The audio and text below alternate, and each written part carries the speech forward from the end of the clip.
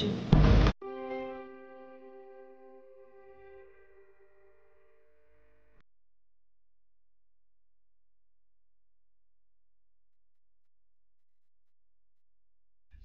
ஜனங்கள் எகிப்தை விட்டு வெளியே வந்து விட்டார்கள். ஆனால் அவர்களுக்குள் எகிப்தை சுமந்தார்கள். ஜாக்கிரதையாய் நாம் கவனிப்போம் என்றால் எத்தனை முறை அவர்கள் தேவனை அழ வைத்தார்கள் பாருங்க. வாசிக்கிறேன் 14ஆம் அதிகாரம் 22-23 வசனங்கள். என் மகிமையையும் நான் எகிப்திலும் வனாந்தரத்திலும் செய்த என் அடையாளங்களையும் கண்டிருந்தும் என் சத்தத்துக்கு செவிகொடாமல் இதனோடே 10 முறை என்னை பரீட்சை பார்த்த மனிதரில் ஒருவரும் அவர்கள் பிதாக்களுக்கு நான் ஆணையிட்டுக் கொடுத்த தேசத்தை காண மாட்டார்கள். எனக்கு கோபம் உண்டாக்கினவர்களில் ஒருவரும் அதை காண மாட்டார்கள். தேவனுக்கே சலிப்பு வந்துருச்சுங்க. பாடுபட்டு கொண்டு அடிமைகளாக இருந்த உங்கள் ஒவ்வொருவரையும் சுதந்திரவாளிகள் ஆக்கி என்னுடைய சிநேகிதனான ஆபிரகாமுக்கு நான் வாக்கு பண்ணினது போல, என் உடன்படிக்கையைப் போல, ஆபிரகாமே உன் சந்ததியை ஒரு ராஜ்யமாய் ஒரு தேசமாக ஆசீர்வதிப்பேன், பாலும் தேனும் ஓடுகிற தேசத்திற்கு அவர்களை நான் கொண்டு போவேன் என்று வாக்கு பண்ணியிருக்கிறேன் என்னுடைய சிநேகிதனான ஆபிரகாமுக்கு.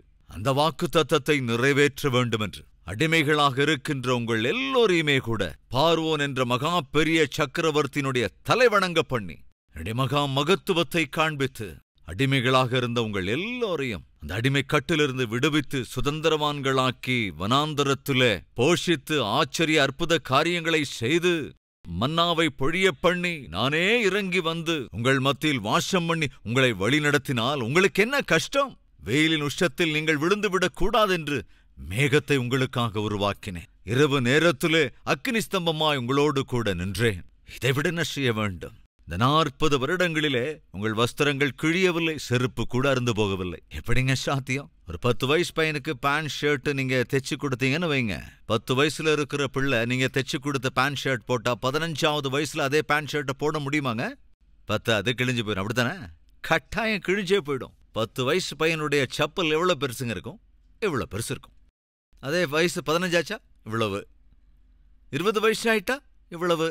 20 வயசு பையன் தன்னுடைய காலை கொண்டு போய் 10 வயசு பையன் அல்லது 15 வயசு பையனுடைய சைஸுக்கு இருக்கிற செருப்பை போட முடியுமா? அருந்தே போயிடும். ஆனா தேவன் சொல்லுகிறார், ஒரு முறை யோசிச்சு பாருங்க. இந்த 40 வருடங்களிலே உங்கள் சரீரம் வளர்ந்து பெருகினாலும் உங்கள் பளு பெருகினாலும் கூட துணி கூட கிழியாம காப்பாத்தினனே, செருப்பு கூட அருந்து போகாதபடி உங்களை வழி நடத்தினனே, தேவதூதர்கள் புஷிக்கிற மன்னாவை கொண்டு உங்களை போஷித்தேனே, தண்ணீர் இல்லாத போது கண்மலையை பிளந்து அந்த கண்மலையிலிருந்து உங்களுக்கு தண்ணீரை கொடுத்தேனே, இவைகளெல்லாம் எதற்காக? உங்களுக்காக ஒரு தேசம் இருக்க வேண்டும் என்று. அந்த தேசத்திலே நீங்கள் சுதந்திரத்தோடு கூட என்னுடைய குடும்பமாக, என்னுடைய பிள்ளைகளாக, என்னுடைய ஜனமாக நீங்கள் வளர வேண்டும் என்று எல்லாவற்றையும் உங்களுக்காக செய்து கொண்டிருந்தால் என்னையே நீங்க வெறுக்கிறீங்களே. சரி, அப்ப அவங்க என்ன சொல்றாங்க? நாங்க போறோம். எங்க போறாங்களா? அது மாத்திரம் இல்ல, இன்னொரு வார்த்தை கூட சொன்னாங்க. பாசிக்கலாம் பாருங்க. 14ஆம் அதிகாரம். அப்பொழுது சபையார் எல்லாரும் கூக்குரலிட்டு புலம்பினார்கள். ஜனங்கள் அந்த ராம் முழுவதும் அழுது கொண்டிருந்தார்கள். இஸ்ரவேல் புத்திரர் எல்லாரும் மோசேக்கும் ஆரோனுக்கும் விரோதமாக முறுமுறுத்தார்கள். சபையார் எல்லாரும் அவர்களை நோக்கி, எகிப்து தேசத்திலே செத்து போனோமானால் நலமாயிருக்கும். இந்த வனாந்தரத்திலே நாங்கள் செத்தாலும் நலம். நாங்கள் பட்டயத்தால் மடியும்படிக்கு எல்லா பெண் ஜாதிகளும் பிள்ளைகளும் கொள்ளையாகும்படிக்கும் கர்த்தர் எங்களை இந்த தேசத்துக்கு கொண்டு வந்தது என்ன? எகிப்துக்கு திரும்பி போகிறதே எங்களுக்கு உத்தமம் அப்படின்னு என்ன சொல்றாங்க? தேவனை விட பார்வோனே பெட்டர். இதை தேவனால் தாங்கிக் கொள்ள முடியவில்லை. என்ன சொல்றாங்க பாருங்க. தேவன் அருளுகிற வாக்குத்தத்த பூமியை காட்டிலும் நாங்கள் அடிமைகளாக இருந்த அந்த எகிப்து தேசமே எங்களுக்கு பெட்டர். நாங்க திரும்பி போயிடுறோம். இந்த தேவன் எங்களுக்கு வேண்டாம். அந்த துன்மார்க்கனான பார்வோனே பெட்டர். அல்லது இந்த வனாந்தரத்துல கூட செத்து போயிடுறோம் என்ற போது தேவன், சரி இந்த வனாந்தரத்திலேயே செத்து மடிங்க. அங்க என்னங்க நடந்தது? 13ஆம் அதிகாரத்தில் பார்க்க முடியும். தேவன் அவர்களை, நான் சொன்னேன்ல, சீனாய் வனாந்தரத்திலிருந்து பாரான் என்கிற வனாந்தரத்துக்கு அழைத்து கொண்டு வந்தார். அந்த பாரான் என்ற வனாந்தரத்துக்கு இவர்கள் பிரயாணம் செய்ததற்கு இடையில தேவனுக்கு விரோதமா பேசினாங்க, தகராறு பண்ணாங்க. இங்கேயும் அதே சண்டையை போடுறாங்க. இப்படி முறுமுறுத்து முனகள் எல்லாம் முடிஞ்சதுக்கு அப்புறம் தேவன் அவர்களை என்ன செய்தார்? பாரான் என்கிற அந்த வனாந்தரத்துக்கு அழைத்து கொண்டு வந்தார். 12ஆம் அதிகாரத்தின் கடைசி வசனம். பின்பு ஜனங்கள் ஆஷரோத்திலிருந்து புறப்பட்டு பாரான் வனாந்தரத்திலே பாளையமிறங்கினார்கள். இப்போ சீனாய் வனாந்தரத்திலிருந்து பாரான் என்ற வனாந்தரத்துக்கு வந்துட்டாங்க. புரியுதா உங்களுக்கு? இப்ப இந்த பாரான் வனாந்தரத்துக்கு வந்தபோது தேவன் சொல்லுகிறார், 12 கோத்திரங்களிலிருந்து 12 தலைவர்களை தெரிந்து கொள்ளுங்கள். அப்படி 12 கோத்திரங்களிலிருந்து 12 தலைவர்களை தெரிந்து கொண்டு நான் உங்களுக்கு அருளப்போகின்ற அந்த வாக்குத்தத்த பூமியை போய் பாருங்க, எவ்வளவு அற்புதமான பூமியை உங்களுக்கு தரப்போகிறேன் என்பதை போய் பார்த்துட்டு வாங்க என்று சொல்லி 12 பேரை தேர்ந்தெடுக்க சொன்னபோது மோசே 12 கோத்திரங்களிலிருந்து 12 தலைவர்களை தெரிந்து கொண்டு தேவன் வாக்கு பண்ணின வாக்குத்தத்த பூமியை பார்த்து வருவதற்கு அனுப்பி வைக்கிறான். 40 நாட்கள் அவர்கள் அங்கே போய் சுற்றி சுற்றி சுற்றி சுற்றி திரும்ப வந்து என்ன சொன்னாங்க பாருங்க, தேவன் நம்மை போகச் சொல்லுகிற தேசத்துக்கு ஒருவேளை தப்பி தவறி போனா அங்க செத்துருவோம். 12 பேர்ல 10 பேர் கொண்டு வந்த ரிப்போர்ட் என்னன்னா, அங்க இருக்கிறவங்க சாதாரணமானவங்க இல்ல. வாசிக்கலாம் பாருங்க, 13:31. அவனோட கூட போய் வந்த மனிதரோ, நாம் போய் அந்த ஜனங்களோட எதிர்க்க நம்மால் கூடாது, அவர்கள் நம்மை பார்க்கலும் பலவான்கள் என்றார்கள். நாங்கள் போய் சுற்றி பார்த்து வந்த அந்த தேசம் தன் குடிகளை பட்சிக்கிற தேசம். நாங்கள் அதிலே கண்ட ஜனங்கள் எல்லாரும் பெரிய ஆட்கள். அங்கே ராட்சத பிறவியான ஏனாக்கின் குமாரராகிய ராட்சதரையும் கண்டோம். நாங்கள் எங்கள் பார்வைக்கு வெட்டுக்கிளிகளைப் போலிருந்தோம், அவர்கள் பார்வைக்கும் அப்படியே இருந்தோம் என்று சொல்லி இப்படி இஸ்ரவேல் புத்திரருக்குள்ளே தாங்கள் சுற்றி பார்த்து வந்த தேசத்தை குறித்து துர்ச்செய்தி பரம்பச் செய்தார்கள். ஐயோ, அங்க இருக்கிற ஆட்கள் சாமானியவங்களை என்ன உயரம், எப்படி ஆளுங்க, அவன் 7 அடி 8 அடி 9 அடிக்கு இருக்கிறான், அவங்களுக்கு முன்னால நாங்க வெட்டுக்கிளி மாதிரி இருக்கிறோம். எப்படி இருந்தாங்களா? வெட்டுக்கிளி மாதிரி. இந்த தேவன் நம்மை கொண்டு போய் வாக்குத்தத்த பூமியிலே அடியெடுத்து வைக்க பண்ணுவார் என்று எப்படி நம்ம நம்ப முடியும்? கொன்னு போட்டுடுவாங்க, நம்மளை அப்படியே தரையில போட்டு சட்டினி மாதிரி ஆக்கிடுவாங்க. தயவு செஞ்சு அங்க போகணும்னு மாத்திரம் நினைக்காதீங்க, நமக்கு அது அவ்வளவுதான். ஆனால் யோசுவாவும் காலேபும், ஐயோ ஒரு நிமிஷம் இருங்க, என்ன பேசுறீங்க நீங்க? அந்த வாக்குத்தத்த பூமியை தேவன் நமக்கு அருளப்போகிறார், தேவன் அருளப்போகிறார், அவரே தருவேன் என்று சொல்லும் போது நம்மளை யாரால எதிர்த்து நிற்க முடியும்? தயவு செஞ்சு நீங்க பயப்படாதீங்க. பாருங்க என்ன சொல்றாங்கன்னு. அதே 13ஆம் அதிகாரம் 27வது வசனம். அவர்கள் மோசேயை நோக்கி, கவனிங்க, நீர் எங்களை அனுப்பின தேசத்துக்கு நாங்கள் போய் வந்தோம், அது பாலும் தேனும் ஓடுகிற தேசம்தான், இது அதனுடைய கனி. 23ஆம் வசனம். அவர்கள் எஸ்கோல் பள்ளத்தாக்கு மட்டும் போய் அங்கே ஒரே குலையுள்ள ஒரு திராட்சை கொடியை அறுத்தார்கள். அதை ஒரு தடியிலே 2 பேர் கட்டி, எப்படிங்க ஒரு திராட்சை கொலையை அறுத்து தூக்க வேண்டியிருந்த எத்தனை பேரு?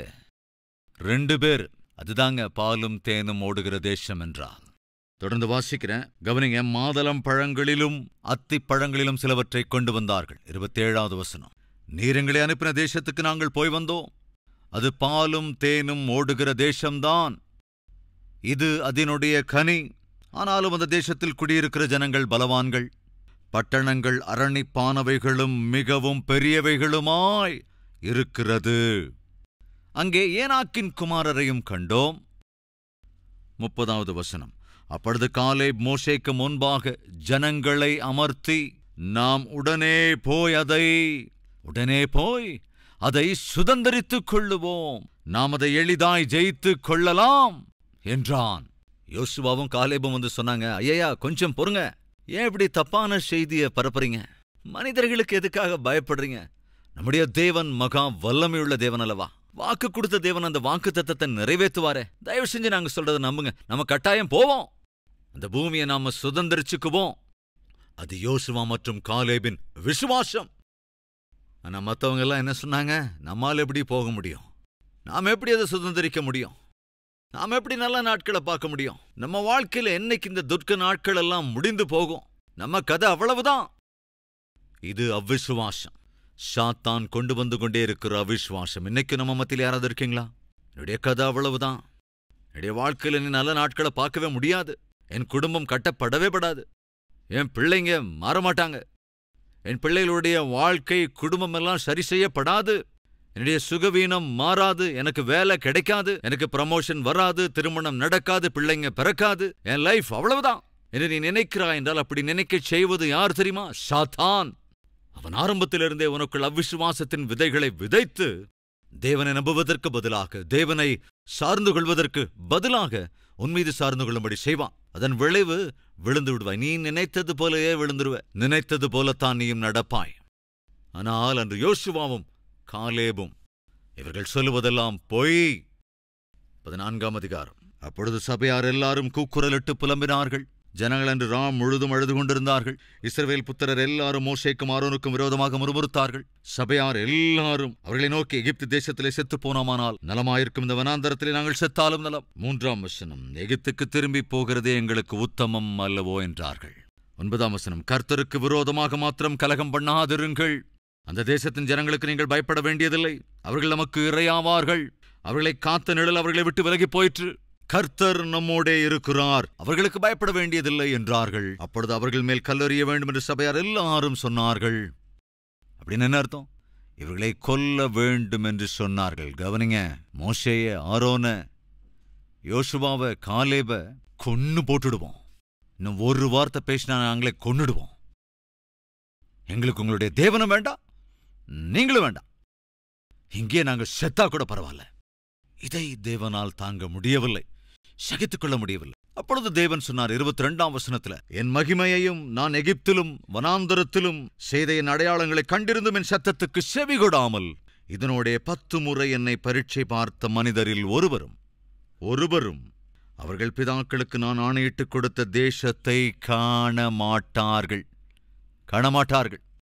எனக்கு கோபம் உண்டாக்கினவர்களில் ஒருவரும் அதை காணமாட்டார்கள்.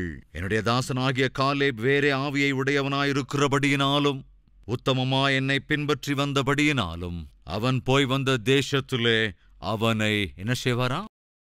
சேர பண்ணுவேன். 30ஆவது வசனம்.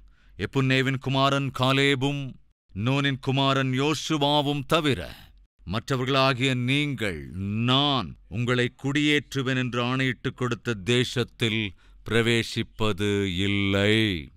36ஆவது வசனம்.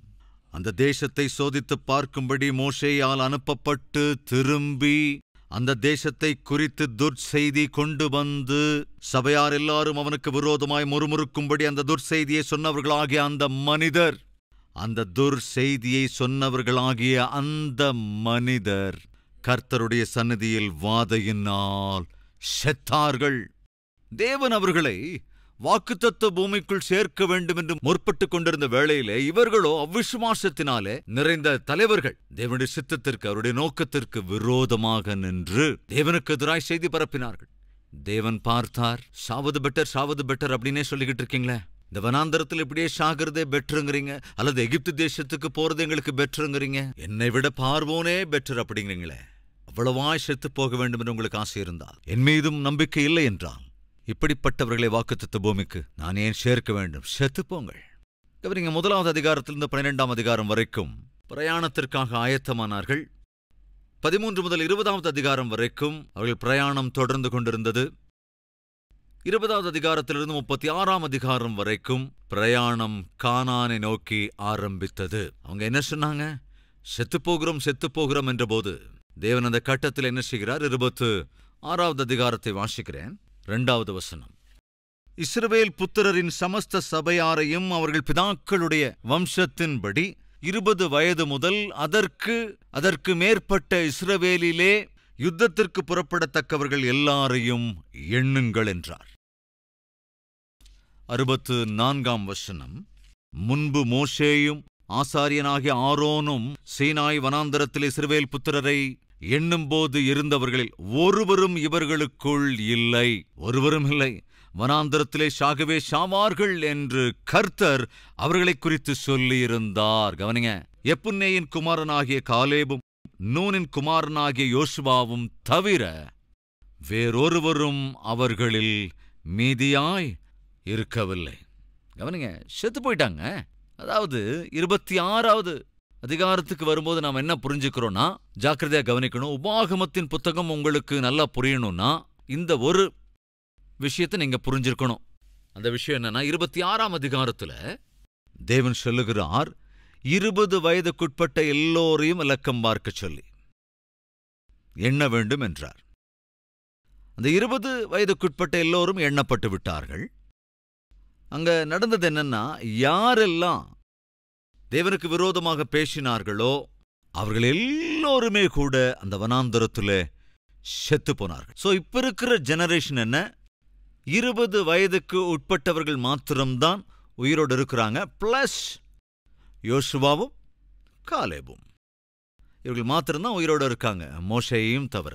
சோ இப்ப அங்க எங்க பார்த்தாலும் சரி ஒரு வாலிப தலைமுறை, ஒரு வாலிப கூட்டம், எதிர்த்து நின்றவங்க எல்லோருமே கூட மரித்து போனார்கள்.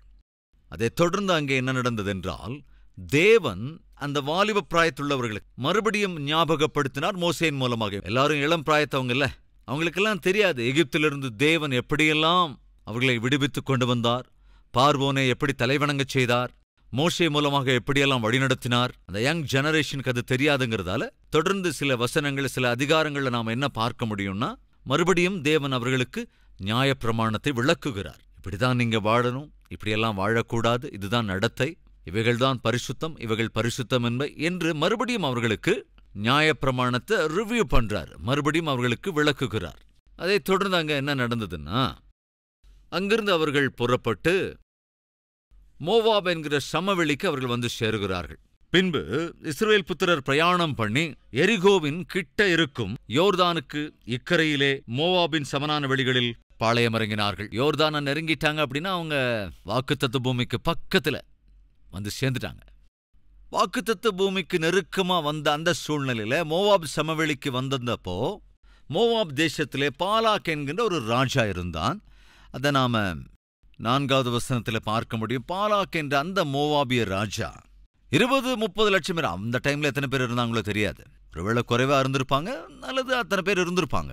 லட்சக்கணக்கானவங்க மோவாப் தேசத்துக்குள்ள நுழைஞ்சப்போ இந்த மோவாப் ராஜா பயந்துட்டான். பாலாக்கு பயந்துபடி, என்னது இத்தனை பேர் கூட்டமா திடீர்னு உள்ள வர்றாங்க, ஒருவேளை என்ன கொண்டுடுவாங்களா, என் தேசத்தை அவங்க கைப்பற்றிடுவாங்களா என்று பயந்தபோது அங்கே பீலேயாம் என்கின்ற குறி சொல்லுகிற ஒரு நபர் இருந்தான். அந்த பீலேயாம் என்கிற நபரின் மீது பாலாக்குக்கு இருந்த நம்பிக்கை என்னன்னா, பீலேயாம் ஆசீர்வதிச்சா எதிரிலுள்ளவன் ஆசீர்வதிக்கப்படுவான், இவன் சபிச்சா அவன் சபிக்கப்படுவான் என்ற நம்பிக்கை பாலாக்குக்கு இருந்தது. எனவே அவன் பீலேயாமை அழைத்து பாலாக்கு சொல்றான், கவனி, சடனா இந்த கூட்டம் எங்கிருந்தோ வருது, வந்து என் தேசத்தையே ஆக்கிரமிச்சிட்டாங்க, சோ இவங்க எல்லாரையும் நீ சபிக்கணும் என்று சொன்னபோது தேவன் அந்த பீலேயாமோடு கூட பேசினார். அந்த ஜனத்தை நீ சபிப்பது 12வது வசனம் வாசிக்கலாம்.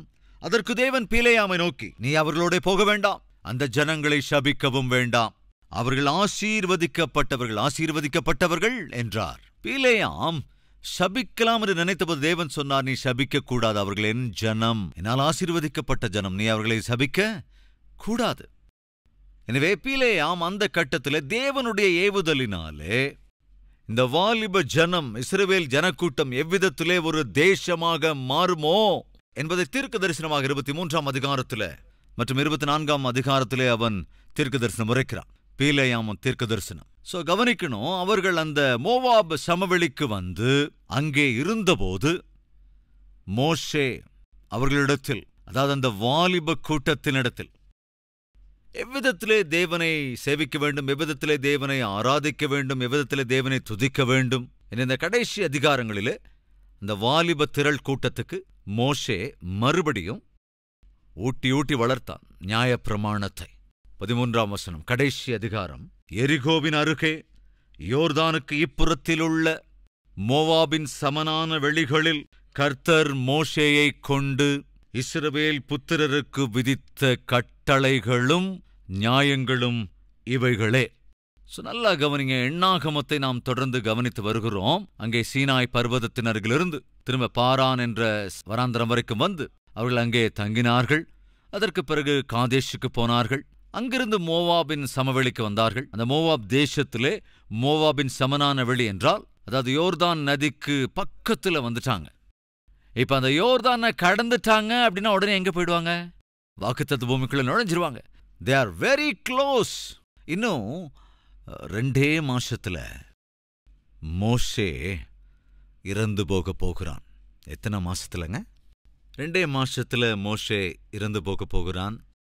மோசே பாவம் எது வரைக்கும் அவங்கள வழி நடத்திட்டு வந்துட்டானா, பார்டர் வரைக்கும் கூட்டிட்டு வந்துட்டாங்க. ஆனால் மோசே ஏன் வாக்குத்தத்த பூமிக்குள்ள நுழைய முடியாம போயிட்டான்னா, நம்ம பார்த்திருக்கிறோம் இல்லையா? 12வது அதிகாரத்துல நம்ம ஏற்கனவே பார்த்திருக்கிறோம்.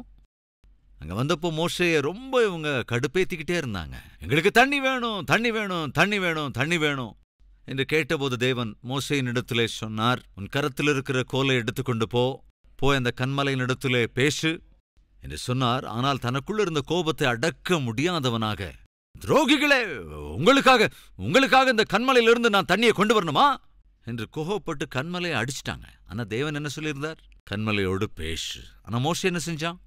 கன்மலையை அடிச்சிட்டான். எனவே தேவன் மோசேயின் இடத்திலே சொன்னார், மோசே, என்னுடைய நாமத்தை அவமானப்படுத்தி விட்டாய். மோசே, கன்மலையோடு பேசச் சொன்னால் நீ ஏன் அதை அடித்தாய்? செஞ்சு கவனிங்க. அதற்கு முன்னால தண்ணீர் தேவைப்பட்ட போது தேவன் என்ன சொன்னார்? உன் கரத்தில் இருக்கிற கோலை எடுத்துக்கொண்டு போய் கன்மலையை அடி என்று சொன்னார். இரண்டாவது முறை என்ன சொன்னார்? கன்மலை அடிக்க சொல்லல, கன்மலையின் இடத்திலே பேசு என்று சொன்னார்.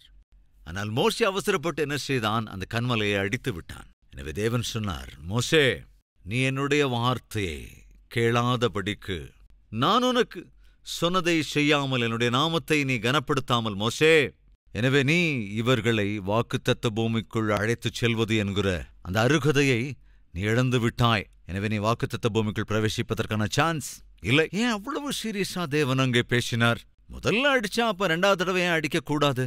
கன்மலை எதற்கு அடையாளம்? அதில் உள்ள ரகசியம் என்ன? ஏன் தேவனுக்கு அவ்வளவு கோபம் வந்தது? நாளை பார்க்கலாம். நாளை உங்களோடு பகிர்ந்து கொள்ளப் போகிறேன்.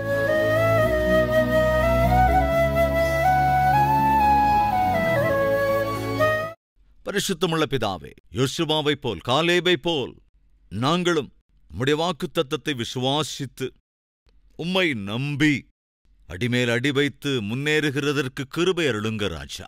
சாத்தான் கொண்டு வருகிற சந்தேகங்களை முழுமையாய் அகற்றி போடுங்கப்பா. ஆண்டவரே, உள்ளவைகளிலே திருப்தியை அருளிச் செய்யுங்கப்பா. எனக்கு அதில்லை இதில்லை என்று சொல்லி சலித்துக் கொள்வதை விட, புலம்புவதை விட, முறுமுறுப்பதை விட உள்ளவைகளை ஆண்டவரே அனுபவிப்பதுதான், உள்ளவைகளை ஏற்று வாழ்வதுதான், உள்ளவைகளுக்காக நன்றி இருதயத்தோடு உமக்கு நன்றி சொல்லுவதுதான் எங்களுக்கு ஆசீர்வாதம். அப்பேற்பட்ட அற்புதமான ஆசீர்வாதத்தை எங்களுக்கு அருளிச் செய்யுங்கப்பா. இறுதி மூச்சு வரைக்கும் நீர் கொடுத்தவைகளை கட்டியாய் பற்றிக் கொள்ளுகிற இருதயத்தை எங்களுக்கு அருளுங்கப்பா. மோசே எவ்வளவு சகித்துக் கொண்டான், எவைகளெல்லாம் தாங்கிக் கொண்டான். ஆனாலும் ஒரு கட்டத்திலே வந்தபோது தன்னுடைய கோபத்தினால், ஆவேசத்தினால் சேர வேண்டிய இடத்தை சேர முடியாமலேயே போய்விட்டான். நானோ, எங்களில் எவருமோ ஆண்டவரே உம்முடைய ராஜ்யத்தை மிஸ் பண்ணவே கூடாது ஏசப்பா. என்ன சரி செய்யுங்க ஆண்டவரே, எங்கள் ஒவ்வொருவரையும் சரி செய்யுங்கப்பா. உமக்கு சித்தமில்லாத, உமக்கு இஷ்டமில்லாத எதுவுமே எங்களுக்குள்ளே இருக்கவே கூடாதப்பா. பா, உமக்கு தெரியுமே என்னுடைய நிலை என்ன, என்னுடைய இருதயத்தினுடைய நிலைமை என்ன. ஒரு முறை ஆண்டவரே எங்கள் ஒவ்வொருவரையும் ஸ்கேன் பண்ணுங்க, உச்சந்தலை முதல் உள்ளங்கால் வரை. ஆண்டவரே, நீரே பரிசீலித்து எங்கள் ஒவ்வொருவரையும் பரிசோதித்து உமக்கு விருப்பமில்லாதவைகள் ஏதாவது எனக்குள் எங்களுக்குள் இருக்கும் என்றால் எடுத்து போடுங்க ராஜா. அந்த யோசனை எங்களுக்கு இருக்கவே கூடாது, சின்ன சிந்தை கூட இருக்கக்கூடாது. எங்களை விட்டு அகற்றி போடுங்க. உம்முடைய மேலான இரத்தத்தினால் சம்பூர்ணமாய் சுத்திகரித்து உம்முடைய சித்தத்தின் அடிப்படையில் வாழ்கிற வாழ்க்கை எங்களுக்கு அருள வேண்டும் என்றும், இந்த உலகம் நிரந்தரம் அல்ல, உம்முடைய ராஜ்யமே நிரந்தரம். ஆண்டவரே, அதை நாங்கள் இழந்து போவது, மிஸ் பண்ணுவது அப்பா எங்களுக்கு வேண்டவே வேண்டாம். நாங்கள் மிஸ் ஆகவே கூடாது ராஜா. உம்முடைய ராஜ்யத்தை அடைந்தாக வேண்டும். உம்முடைய ராஜ்யத்தை வந்து அடைவதற்கு எங்களுக்கு தேவையான உம்மை குறித்ததான மெய் விசுவாசம், நம்பிக்கை, உம்முடைய வாக்குத்தத்தத்தின் மீது உறுதியான ஒரு பற்றுதலை எனக்கும் எங்களுக்கும் அருளிச் செய்ய வேண்டும் என்று இயேசு கிறிஸ்துவின் நாமத்தில் வேண்டிக் கொள்கிறோம் பிதாவே. ஆமென்.